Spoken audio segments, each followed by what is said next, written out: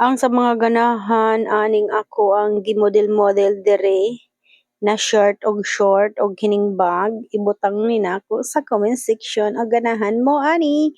Ganahan kay ko mao nang nag-igat-igat diha si Inday no. Charis. So ang size sa short ay large pati sa t-shirt ay large liwat. So ganahan kay ko guys no. So mubo man kaayo ang short kaya nagdublib na po og cycling kaya ganahan kay ko bagay kay siya kaya ako ang sapatos kay violet sad siya. Kaya sa mga ganahan paki-check na lang sa comment section o ganahan mo ani ato ang mga costume pag jogging. So ganinang buntag yan. Sayo pa sa kabuntago nagmata si Inday naghubag pa ang matawa pa'y panghimota. Naglimogmog lang alas 4 pa sa kadlawon. Nag-jogging na siya diri. Tanawan ninyo, nag-aso-aso ang dalan. Ganahan ka mi diri kay tugnaw siya ba. Dili siya init.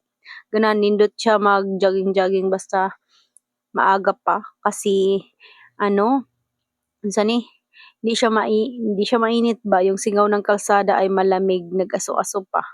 Ang daming fog, kaya ayan, mas maganda talaga mag-jogging pag sa umaga kaysa sa hapon. Hapon kasi super init. Ang singaw ng kalsada ay super init-init kaya kaninang hapon ay naka ilang step lang kami. Hindi kami nakaabot ng 10,000 step. Pero kaninang umaga ay umabot kami lagpas pa nga ng 10,000 step. Pero ang ganda ng view, ganahan mi pag umaga talaga no. Kay dili siya init. Unya, relaxing kaayo ang among jogging. Dili kapoy kay wa pay sulod ang tiyan. Ganahan gyud maglakaw-lakaw. Kay walay sulod ang tiyan. Nagmumog lang, wala na naman kapanot bras. So pagkaabot sa balay mauna ning ato ang gihimo naglaba og namilo. Samtang nakasalang ang ato ang labahan sa washing machine ang duha nagsigig pasaway dire. Tan-awa ninyo samtang ako nakasalang mga to ang linabhan, syempre ako mamilo na sad ko pero wa na ako nahuman ang pamilo kay nahuman dayon ang atong gisalang sa washing kaya gibulyasan dayon natin magimanlawan ko na siya Inday.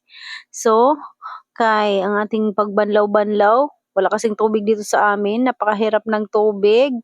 Ayan lang yung tubig natin, dinadagdagan ko na lang siya no. So, dahil walang ulan, napakahirap dito sa amin na mag-ano ng tubig.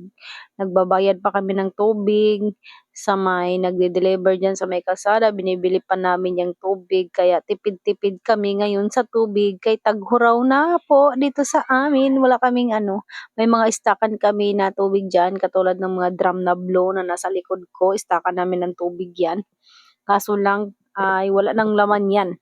Sa mga container na lang yung hinakot niya ni Papa Udon para makapaglaba. Every Saturday din kami naglalaba para makatipid ba. So, ayan yung aking mga ganap-ganap kanina. Alas 3 na siguro ako natapos maglaba guys no.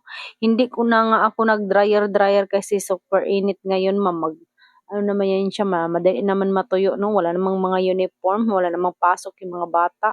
Kaya hindi ko na yan dryer. Pagkatapos kong magbanlaw ay sampay agad. O di ba? Tapos hindi na ako nagtupi kanina. Hindi ko na pinagpatuloy dahil ano na yung oras, alas 3 na, nagpahinga muna ako ng saglit. Tapos ayun, pagkatapos nagpahinga saglit, ay naligo kaming dalawa ni Alter. Kasi si Alter maghapon din walang ligo. Kaya ayun, pagkatapos ay pinatulog ko siya. Mga 1 hour lang siguro yung tulog namin kanina. Tapos, ayun, ay nag-walking naman kami. Tapos yung walking namin kaninang hapon, hindi nagtagal kasi medyo uulan siya ba. Parang nagdilim yung kalangitan kaya hindi namin na yung aming walking hanggang sa taas lang kami. Hindi nga kami nakapunta sa pikit. No. So, ayan lang naman yung ating mga ganap-ganapin. Para makatipid tayo sa kuryente, hindi ko na drinayer. Kasi hindi man nagmamadali na matuyo yung mga damit, no? Ay 1 week yan siya dyan, nakasampay. Kaya sa isang linggo na nakasampayan siya dyan siya, arog dili mauga.